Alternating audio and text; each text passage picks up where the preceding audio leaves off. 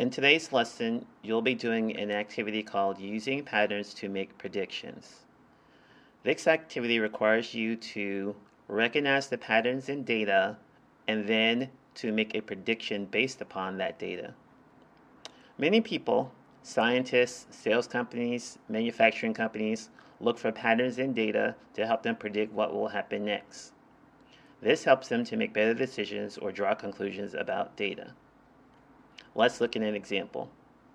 So the title of this graph is the number of children playing soccer at WMES. Down the side of the graph, we see number of children, and across the bottom of the graph, we see the year starting at 1995 and ending at 2016 with no information given for 2016. So in looking at this graph, we see that the number of students playing soccer increased for most years, but not every year. Overall, you would say that this graph has an upward trend because overall the graph is going up. A question or prediction you might be asked to make is how many students will be playing soccer in 2016? Now, you may not know the exact number of students who will probably play soccer. Overall, you will recognize that the number should be high, up near 180, 190, 200, maybe 210.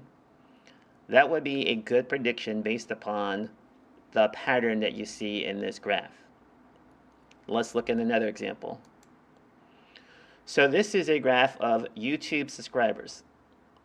The first thing you do is you read what the graph is about. The title, annual growth of subscriber base in millions. Along the side, the size of subscribers in millions. And then across the bottom, at the end of the financial year, so this graph is counting by years, starting in 1999 and ending in 2010, with 2011 not represented. Again, you can see in this graph an overall trend of increasing. This graph is trending upwards. So the pattern in this graph is increasing. You might then be asked to make a prediction based upon how many subscribers you could expect to see in the year 2011. Once again, you may not know the exact number, but what you can expect is that that number would be higher than 621 or 621 million. Next example, which I just threw in for fun. This graph is called Dinosaur Knowledge versus the Age of a Person. I look along the side, and this is knowledge about dinosaurs, and it's given a percentage, as in 0%, you know nothing about dinosaurs, 100%, you know everything about dinosaurs. Across the bottom is age. This goes up in increments of 5, 10, 15, 20, 25, as this is the age of the person. So you can see that this graph is indicating that as a person gets older, the information that they know about dinosaurs goes down. The question you might be asked is, when a person is 30, would you expect them to know more or less about dinosaurs? Looking at the pattern in this graph, a correct prediction would be you expect the person to know less about dinosaurs as they get older. Recognizing the pattern in a graph is not very difficult because typically overall you can see the pattern of increasing or decreasing. Your next step will be to complete the Patterns and Predictions quiz. So you will close this PowerPoint presentation and open the quiz.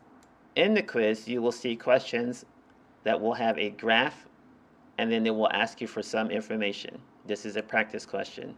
So once again, the first thing I'm going to do is look at the title of the graph, Canada geese at a pond. The side of the graph says that these numbers represent the number of geese, and then the bottom tells me that this is the year, first year, second year, third year. So now I understand what this graph is about, and very quickly I can see that there is a pattern of increasing, as in more geese are showing up each year at this pond. Now I'll go down and look at the question. A student counted the number of Canada geese that have lived on a pond for the past 5 years. based on the graph, how many geese will probably live on the pond in year 6.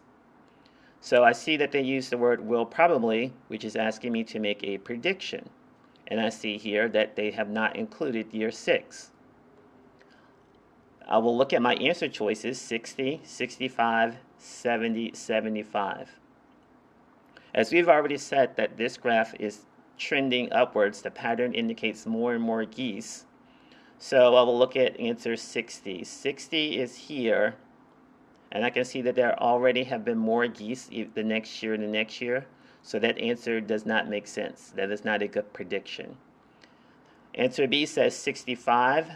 65 is here, and I can see that that was in year 4. So if I look over at year 5, I see that there already have been more than 65, so that prediction would not make sense. Now, answers C and D, 70 and 75, both would indicate more than year 5, which looks to be about 69.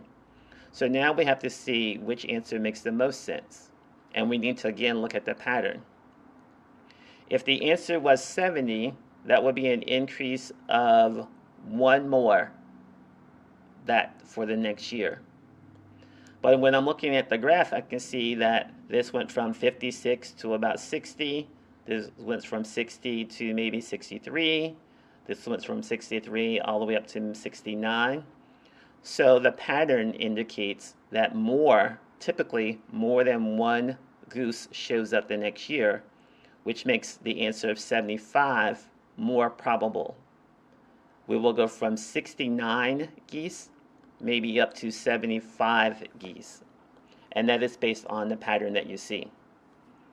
This is the steps that you will take when you are completing the quiz.